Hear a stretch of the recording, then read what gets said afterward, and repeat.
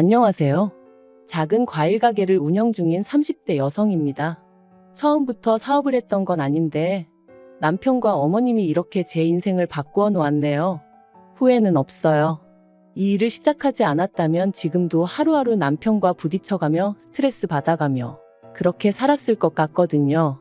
그러니 그런 생각을 하면 지금 저에게 주어진 이 시간에 감사할 뿐이지요. 님이라는 글자에 점 하나만 찍으면 남이라더니 어쩌면 노래 가사도 그렇게 잘 썼는지 살다 보니 저에게도 남편은 더 이상 님이 아니라 남보다도 못한 사람이 되었어요. 하지만 편의상 일단은 남편이라고 부르겠습니다. 남편하고는 지인의 소개로 만났어요. 남편 쪽에서 먼저 결혼을 전제로 한 여자를 소개받고 싶어 했고 그 이야기를 전해 들은 제 지인이 다리를 놔준 거였죠. 저도 결혼 생각이 아예 없던 것은 아니기도 했고요. 그래서 싫은데 억지로 나간 자리였다 그렇게 말은 못하겠습니다. 못 이긴 척 나간 자리였다고 설명하면 적당하겠네요. 소개팅을 처음 해보는 건 아니었지만 그래도 예전과는 달리 이번엔 결혼 전제였으니 긴장 아닌 긴장이 되대요. 그래서 제 나름대로 평소와는 달리 화장도 좀 하고 옷도 예쁘게 차려입고 나갔어요. 그리고 약속 장소에 도착하니 누가 봐도 저만큼이나 긴장해 있는 남편이 먼저 도착해 저를 기다리고 있었죠. 이후로 서로 어색하게 인사를 나누고 남편의 주도로 대화가 이어졌는데 이혼한 마당에 이런 이야기를 하기도 좀 우습지만 시간이 어떻게 흘렀는지도 모를 만큼 말이 잘 통했어요. 그래서 커피까지 마시고도 서로 아쉬워 헤어지지 못하고 맥주 한잔 하자며 장소를 옮겼고 3일 만에 두 번째 만남을 가졌죠. 이후로 저희는 정말 말 그대로 서로에게 불이 붙어 2주 만에 정식으로 사귀는 사이가 되었습니다. 나이 30이 넘어 결혼을 전제로 한 만남이다 보니 저희는 연애 시작부터 서로에 대해서 뿐만 아니라 서로의 가족이나 직장에 관해서도 많은 이야기를 나눴어요. 사실 친구들을 보니까 연애할 땐 서로 좋아서 서로만 생각하다가 결혼을 앞두고 이런저런 조건이 맞지 않아 헤어지는 경우가 종종 있었기에 저는 그런 실수는 하지 말아야지 싶었거든요. 그리고 그렇게 알게 된 게 일단 남편의 경우 부모님 두 분 다 당시 60대 초반으로 아버님은 회사를 다니신다 했고 어머님은 전업주부라고 했습니다. 그리고 밑으로는 3살 어린 여동생이 있다고 했죠. 듣기에는 정말이지 지극히 평범한 가정이었어요. 또한 남편이 말하길 자기 부모님은 노후 준비가 다 되어 계시다며 자기는 전혀 신경 쓸 게 없다고 했으니 결혼 상대로는 대단히 좋을 것도 아니었지만 그렇다고 딱히 걱정할 것도 없다 싶었달까요? 그리고 제 친정 또한 상황이 크게 다르지는 않았습니다. 친정아버지는 여전히 직장 생활을 하고 계셨고 친정어머니도 이모와 함께 반찬 가게를 하고 계셨으니까요. 노후 또한 제가 걱정할 건 하나도 없었고요.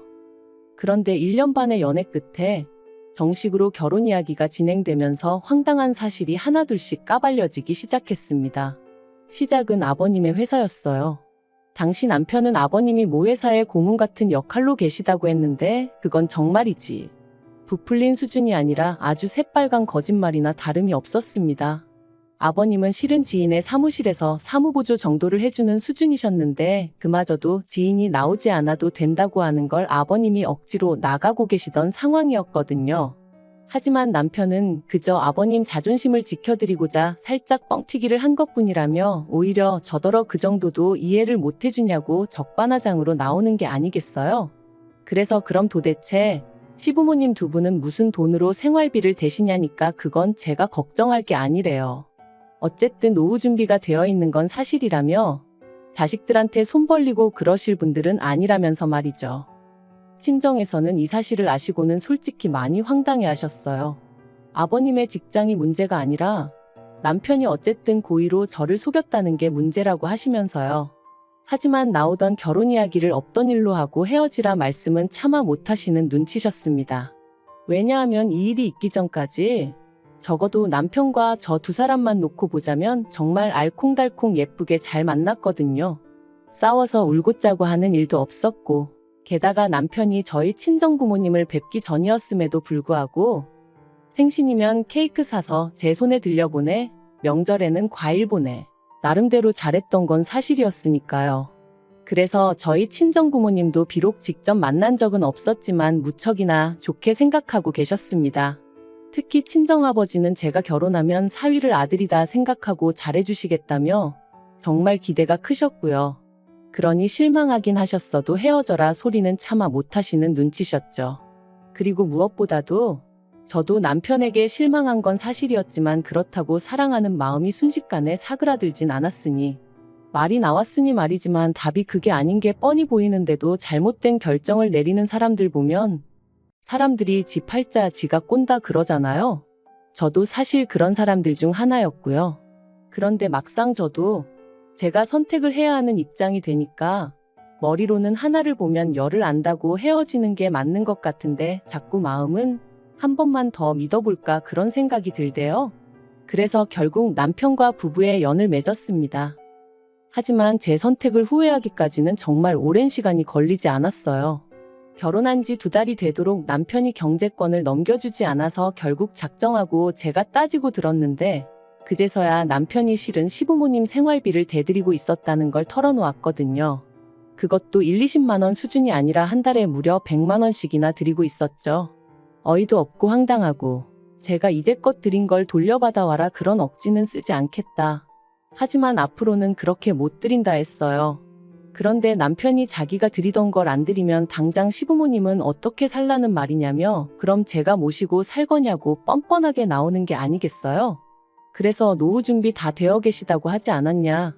자식들에게 손 벌리는 분들 아니라면서 이게 말이 되냐 하니 이제 시부모님 연세 60 좀 넘으셨는데 어떻게 벌써부터 노후 자금을 쓰라고 하냐면서 자기는 그렇게는 못한답니다. 그럼 두 분 다 제대로 된 일자리라도 알아보게 하셔라. 특히 어머님은 어디 편찮으신 것도 아닌데 왜 집에 계시냐 했더니 그 연세에 어디 가서 일을 하시냐며 저에게 못됐다 하는데 정말이지 노후자금을 쓰기엔 너무 젊고 일을 하시기엔 너무 늙었다는 남편의 문혼일을 도무지 당해낼 수가 없었네요. 그래서 결국 저희는 결혼한 지 3달 만에 네 돈은 네 돈 내 돈은 내 돈 말 그대로 반반 결혼 생활을 시작하게 되었습니다. 가뜩이나 얼떨결에 신혼집도 친정에서 해주셔서 이렇게까지 결혼하는 게 맞나 긴가민가 했는데 반반 결혼 생활까지 하게 되니까 솔직히 기분이 정말 별로였어요. 하지만 여기서 끝이 아니었습니다. 이제 와서 말이지만 아무리 사랑했던 사이라도 거짓말과 돈 문제로 자꾸만 부딪히니 마음이 빠르게 식어만 가더라고요. 그런데 정작 남편은 아무 일도 없었던 것처럼 행동을 하니 저 인간이 미친 건가 아니면 내가 못된 건가 싶어 자괴감도 심해져 갔죠. 하지만 어쨌든 이미 결혼은 했고 싸운다고 상황이 나아지면 모를까 오히려 스트레스만 더 심해져 갔으니 다른 부부들도 별반 다르지 않을 거란 나름의 위로를 하며 그렇게 결혼 생활을 이어나갔습니다. 그런데 그렇게 1년쯤 지났을까? 하루는 남편이 뜬금없이 식당을 하고 싶다대요? 식당이라니 할 줄 아는 건 라면 끓이는 것밖에 없었으면서 말이죠. 제가 뜬금없이 웬 식당이냐 그거 아무나 하는 거 아니다 했습니다. 그런데 남편은 어디서 뭘 보고 그런 확신을 얻었는지 자기가 기똥찬 아이디어가 있다면서 자기만 믿어라 어쩌라 난리도 아니었어요. 하지만 장사도 돈이 있어야 하지 남편이 얼마나 돈을 모았을 것 같지는 않았거든요. 그래서 그래 당신 마음대로 알아서 해 했습니다. 말로만 저러다 말겠지 설마 뭘 어쩌겠나 싶었거든요. 그런데 제가 남편을 너무 과소평가했던 모양입니다.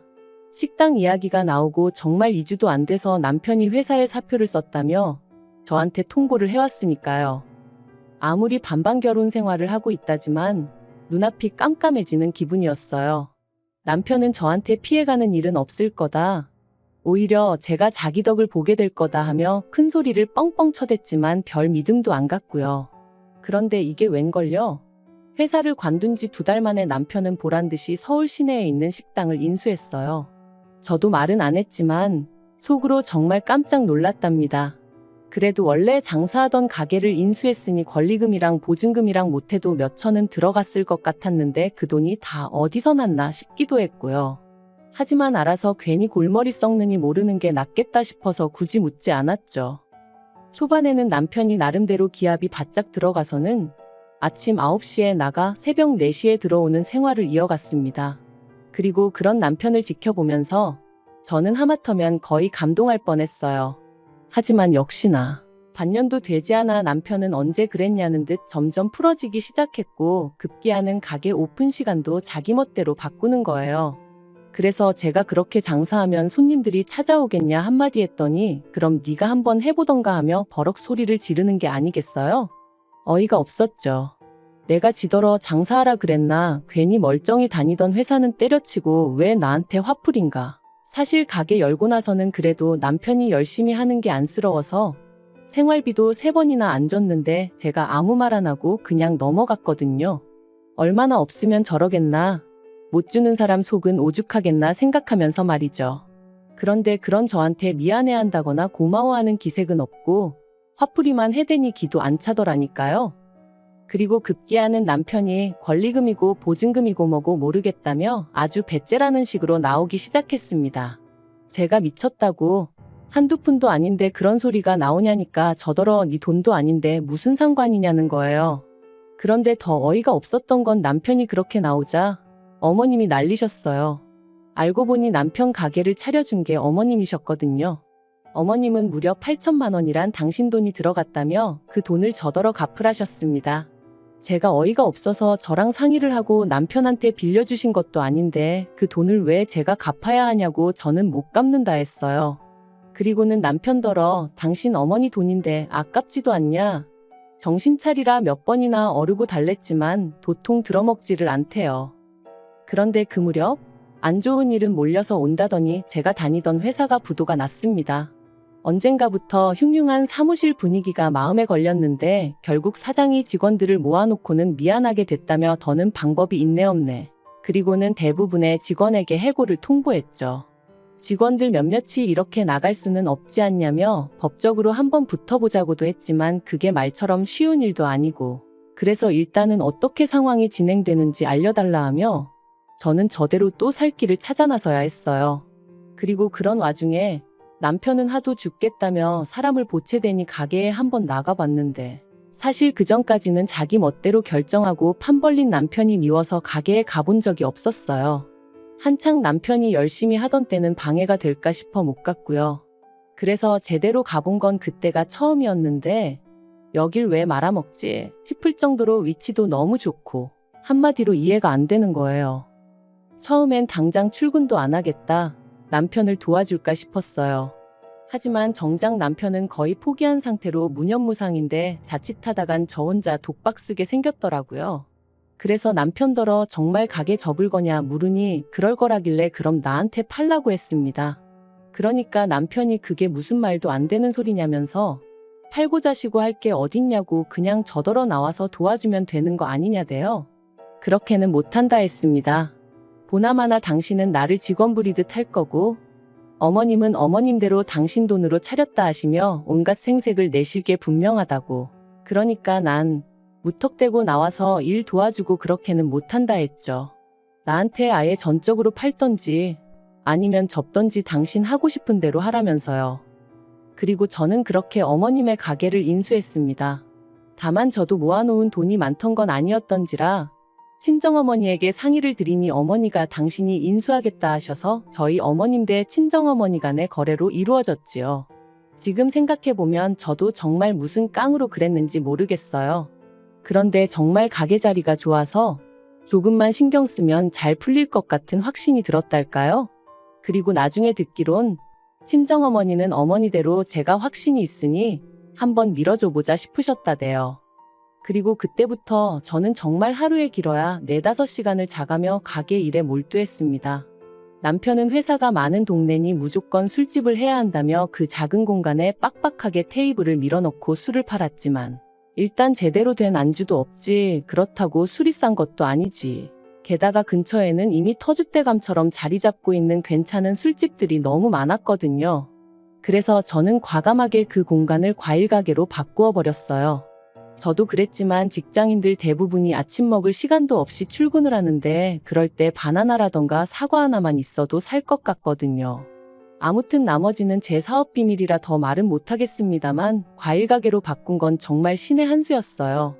제 예상보다 훨씬 더 많은 손님들이 아침 출근길 때만이 아니라 점심때 찾아오기도 했고 또 자취하는 직장인들도 많이 찾아왔거든요. 그래서 어떤 날은 과일이 없어서 못 파는 날도 있었다니까요. 그리고 그렇게 저는 단 1년 만에 친정어머니에게 빌린 돈을 모두 갚았을 뿐만 아니라 제 차도 뽑았는데 그걸 보고 남편이 어지간히 배가 아팠던 모양입니다. 참고로 이 무렵에는 남편이 역시 공무원이 제일이라며 공무원 공부를 하고 있었고 자기가 부담해야 할 생활비도 하루 이틀 밀려주기가 일쑤였던지라 따져보면 못해도 3분의 2는 제가 부담했을 거예요. 하지만 여기까지는 그래도 어쨌든 제 남편이니 이해하고 안고 가려고 했습니다. 그런데 그런 제 마음도 모르고 하루는 어머님이 제 과일 가게에 찾아오셔서는 남편에게 다 들었다며 제 가게를 내놓으라시대요. 처음부터 자기가 제 꼼수에 넘어가 안팔 가게를 팔았다면서 말이죠. 황당하고 어이가 없어서 그게 말이 되냐 했습니다. 정당하게 값 치르고 제가 인수한 제 가게니 억지 쓰지 마시라 했고요. 하지만 어머님의 억지에 이어 남편까지 저를 달달 볶기 시작했어요. 급기야는 한다는 말이 너는 이제 나름대로 노하우도 있고 그러니 어디 가서 새로 열어도 잘할 수 있지 않냐면서 자기도 자기지만 어머님이 저 때문에 얼마나 소가리를 하시는지 아느냐고 며느리가 돼서는 그러면 안 된다나요? 그리고는 며느리도 자식인데 어머님한테 효도는 못할 망정 이건 어머님 노후를 가로챈 거나 마찬가지네 어쩌네. 또 뭐라더라 자기가 언제까지 이렇게 공부를 해야 하냐. 자기도 집안에서 존경받는 가장이고 싶다. 아무튼 말도 안 되는 소리를 끝도 없이 늘어놓는데 언제까지 들어줘야 하나 미치겠더라고요. 한편 어머님과 남편이 아무리 뭐라건 제가 들은 척도 안 하니 둘 다 방법을 바꾼 건지 한다는 소리가 제대로 된 보상을 해달라대요. 그리고 그 보상은 바로 현찰 1억이었죠. 뜬금없이 무슨 1억이냐 말도 안 된다 하니 어머님이 말씀하시길 그 가게를 저희 남편이 계속 붙잡고 있었으면 1년에 1억이 아니라 2억을 벌었을지도 모르지 않냐면서 앞으로도 매년 1억씩 달래요. 기도 안 차서 어머님 아들이 말아먹을 뻔한 거 제가 살려놓은 거 모르시냐니까. 사람이 살다 보면 슬럼프가 올 수도 있는 건데 그걸 기다려주지 못한 제 잘못이랍니다. 그리고 남편은 가만히 있었으면 제가 이혼까지는 생각하지 않았을지도 모르겠어요. 하지만 입만 살아가지고 어머님 옆에 딱 붙어서는 엄마 말이 맞다는 둥, 제가 너무한다는 둥, 너는 우리를 가족으로 생각을 안 하는 거냐, 그렇게 악착같이 니 거 내 거 따져야겠냐? 정말 해도 너무한다 싶더라고요. 그래서 제가 남편하고 이혼을 하면 했지 가게는 못 넘겨준다 아주 딱 잘라 말했습니다. 그리고 그 말 한마디를 어머님은 아주 그냥 너 잘 걸렸다 싶으셨는지 꼬투리 잡아 돈독이 올랐느니 어쩌니 하시더니 남편더러 이혼해라 이혼해 그러시는 거예요. 아마 저를 겁주려는 게 아니었나 싶은데 저도 약이 오를 대로 올라 있었는데 그런 말이 뭐가 무서웠겠어요? 그리고 역시나 제가 눈 하나 깜짝하지 않으니 어머님하고 남편이 더 당황해 하더라고요. 그리고 저는 결국 지인을 통해 이혼 전문 변호사를 소개받았고 남편에게 이혼소장을 보냈습니다. 살살 어르고 달래서 협의 이혼을 할까 그 생각을 안 한 것도 아니었지만 아무래도 금전적으로 걸고 넘어질 게 분명해서 처음부터 깔끔하게 짚고 넘어가야겠다는 생각이었거든요. 아무튼 이후로 1년간의 지리한 싸움 끝에 저희는 완벽하게 남남이 되었어요. 어머님은 그런 와중에도 끝까지 위자료로 1억을 받아야 한다며 헛소리를 하셨는데 오죽하면 나중엔 남편 쪽 변호사가 그런 어머님한테 짜증을 다 내더라니까요. 그리고 이후로 저는 과일 가게를 하나 더 오픈해 지금은 비교적 덜 바쁘고 더 여유로운 생활을 즐기고 있습니다. 친정어머니의 서포트가 없었다면 아마 지금의 이 생활은 결코 누릴 수 없었을 테지요. 그래서 지금도 열심히 노력한 제 자신보다도 시작할 수 있는 용기를 주셨던 친정어머니에게 더 감사한 마음뿐이에요. 남편 소식은 원치 않아도 말 많은 지인 덕분에 조금씩 듣게 되는데 여전히 공무원 시험 공부를 하는 중이랍니다. 저희가 살던 집이 친정어머니 명의의 집이었다 보니 남편은 시댁으로 다시 들어갔는데 공부를 집에서 하는 통에 어머님도 신우도 죽을 맛인가 보다며 아주 지인이 혀를 차더라고요. 그러면서 저더러 저런 사람인 줄도 모르고 소개시켜 미안하다길래 아니라고 저도 한때는 좋은 사람이라 생각하고 결혼까지 했던 건데 누굴 탓하겠냐 그런 소리 하지 마시라 했습니다. 지금도 남편과 연애하던 시절을 생각하면 그리운 기억도 있고 솔직히 좋은 기억이 정말 많아요. 하지만 연애랑 결혼은 정말 다르다는 걸 이번 결혼 생활을 뼈저리게 느꼈네요. 왜 어른들이 그래서 양가 식구들도 살펴야 하고 가풍도 봐야 하고 수준이 비슷해야 한다고 말씀하시는지도 알게 되었고요. 아무튼 비싼 값 치르고 인생 공부했다 생각합니다. 아무것도 남지 않은 건 아니라 다행이라고 해야 할까요? 과거에 연연하지 않고 누군가를 너무 미워하는데 제 인생을 낭비하고 싶은 마음도 없어요. 지금처럼 앞으로도 저와 저를 응원해주는 사람들에게 감사하며 하루하루 열심히 살겠습니다.